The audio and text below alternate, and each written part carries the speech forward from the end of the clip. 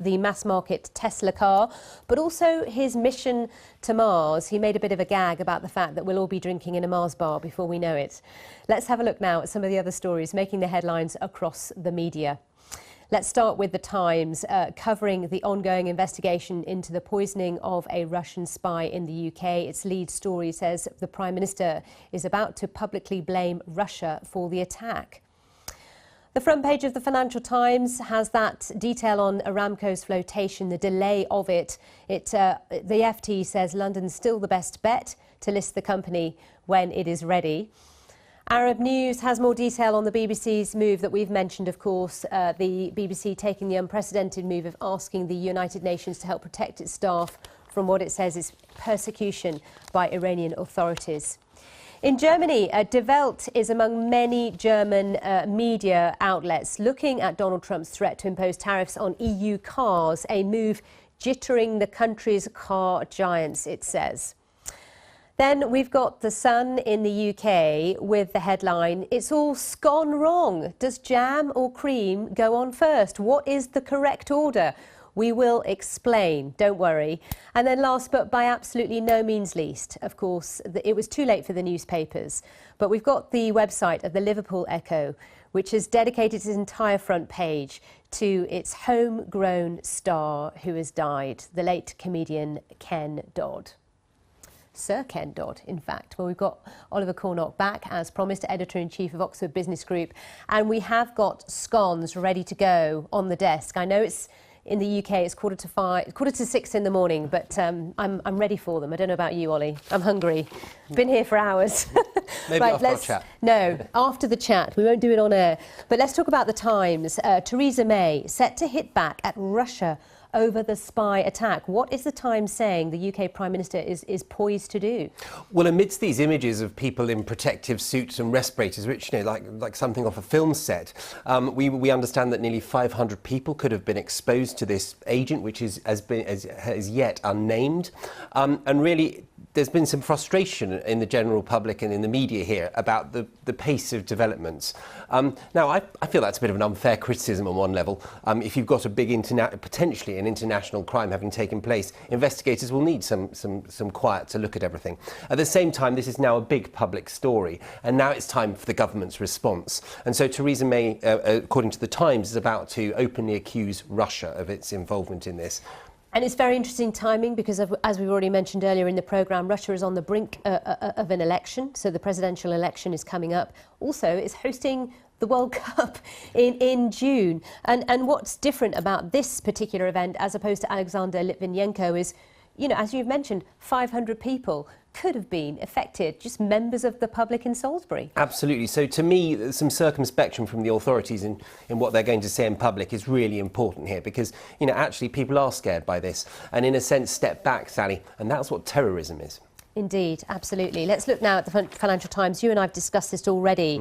But for those of you who's just joining us, front page of the Financial Times talking about the listing of Saudi Arabia's Aramco being delayed. This, of course, very close off the back of the 3-day visit of the Crown Prince to the UK. Give us your take on all of this.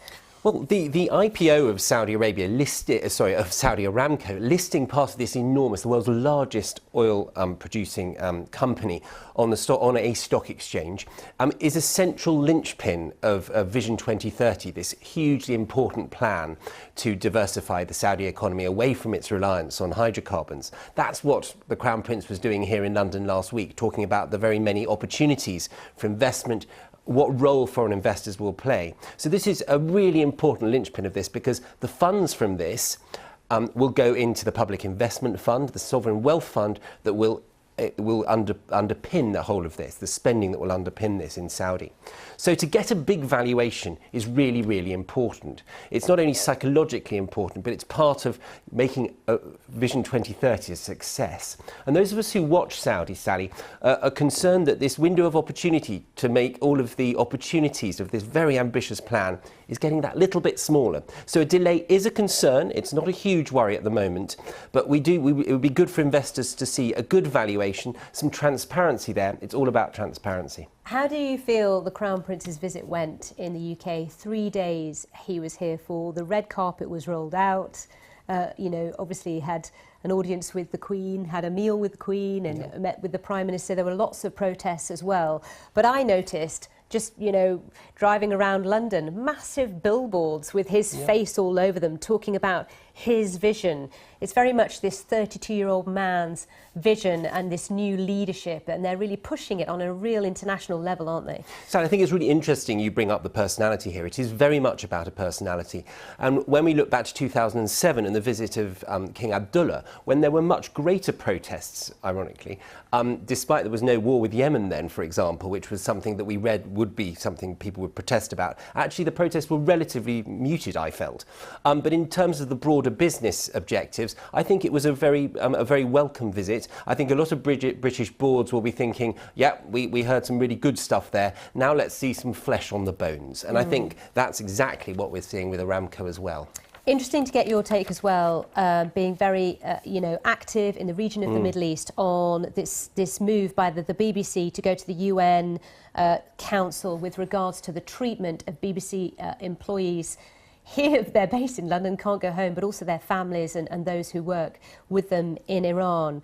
Arab News has it on its front page as well. Very important. Very important. Interesting, of course, Arab News is I will say this, Arab News is a Saudi-owned paper. Yeah. So in Saudi Arabia, they have of course, their own agenda. They have an agenda here. Their arch rival at the moment is Iran. So we do have to couch it in that. But stepping back, this is about hearing another view, Sally. This is about people within Iran, a population of 80 people, a million people, getting another view. And actually, it's interesting going to the UN, where freedom of expression, of course, is enshrined in the UN's values. So it'll be really interesting to see what comes out of this. Just to say as well that, the intensity in terms of the difficulty of journalists working there and here in London on behalf of the BBC was really upped after the last election. Is that something that you were surprised at or not? Not hugely surprised, because, of course, the people in Iran, young people, a very young population, have got access to the internet. So media's changing very rapidly. So it's really, it is something very visual about television as well, Sally. I think that's the other thing. It's a very tangible thing for the Iranian regime to have a go at. All right. I'm going to skip over the tariff story just because it's something we're covering day by day, moment by moment. And I know we'll talk about it probably again tomorrow, because I want to be able to unpack properly the National Trust apology over the cream tea. What on earth is going on? And the Sun has got the headline, it's all scone wrong. and Devon Gaff by Cornwall Calf. Indeed. It's a headline writer's dream, this. What is this all about? And I have to say, we brought in visual aids here. We prepared earlier some scones, done in the correct way. Well, if we have Cornish friends, they will put jam first on the scone. Right. The scone, for those overseas, is a sort of biscuity sweet cake, I suppose. And then you put jam on top. If you come from Devon, you put cream first and then jam on top. Now, the consistency of jam actually makes it quite difficult to put on top. So, but why are they at war? This is what I'm wondering. Well, because this National Trust property, a sort of heritage site in Cornwall, advertised Mother's Day celebrations for yesterday with a picture the Devon way. Goodness me. And National Trust members, this is a paid membership organisation, have really kicked off. And there's been a Twitter campaign, #JamFirst, by Cornish rebels. It's a very first world problem, isn't it? Very first world. Now let's have a look at the Liverpool Echo.